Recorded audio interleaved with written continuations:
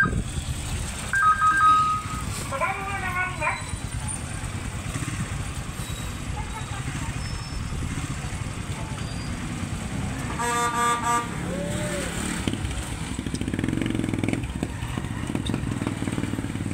sabi sa unang Thessalonica 1:8-9, ang sabi po rito,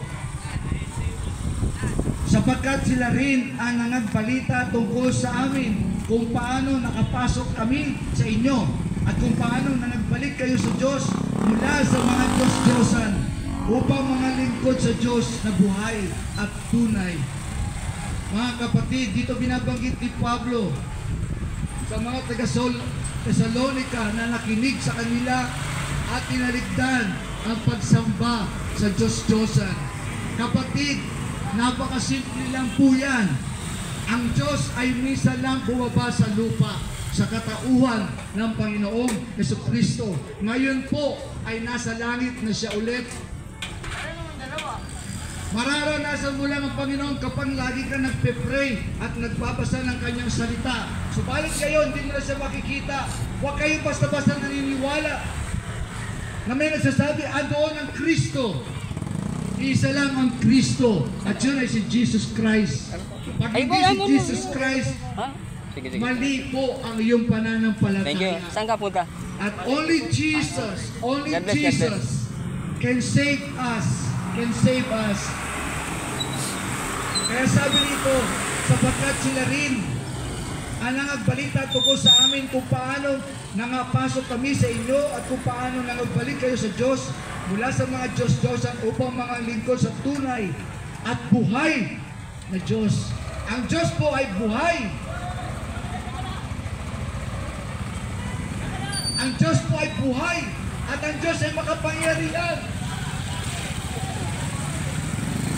Sinasabi ni Propeta Isaiah at maging nila Pablo, meron silang Diyos, may mga mata hindi nakakakita, may mga bibig hindi nakakapagsalita, may mga tenga na hindi nakakarinig.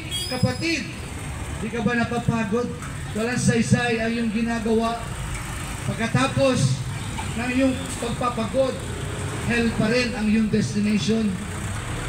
Kaya nga sabi rito ni Pablo, at kung hintayin ang kanyang anak na mula sa langit na kanyang ipinango sa mga patay, si Jesus nga na nagligtas sa atin mula sa galit na darating. Si Jesus ang nagligtas sa atin mula sa galit ng Diyos sa atin dahil sa ating katigasan ng ulo. Mga kapatid, lahat po tayo nagkakasala. Hindi po namin ina-exempt ang aming mga sarili. Subalit, kami po ay agad-agad humihingi ng tawad sa Diyos. Sapagkat alam namin ang kabayaran ng kasalanan ay kamatayan. Kamatayang pisikal, mapapadali ang buhay mo. At lalo na sa mga kalamidad, baka ngayong araw na to, ito na yung huling araw mo sa lupa. Kapatid, makinig ka. Amen. Baka ito na yung huling araw mo sa lupa, magsisi ka na agad ngayon. At tanggapin mo si Jesus bilang Panginoon at tagapagligtas. Meron bang mahirap doon?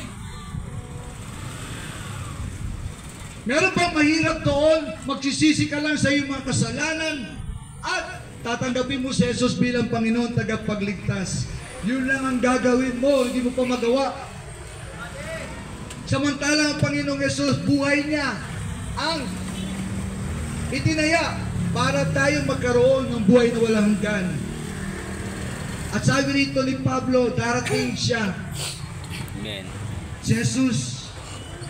At ililigtas tayo ng Panginoon sa galit ng Diyos.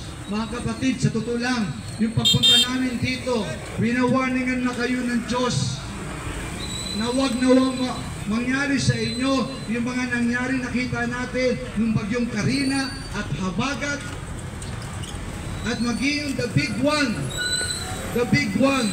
huwag nawang mangyari sa bansa natin. Ang tangi lang natin gagawin, mga kapwa ko Pilipino, mga taga San Jose, magpakatawad magpakumbaba. Magpakumbaba sa harapan ng Diyos. Sa unang Timoteo 1:14.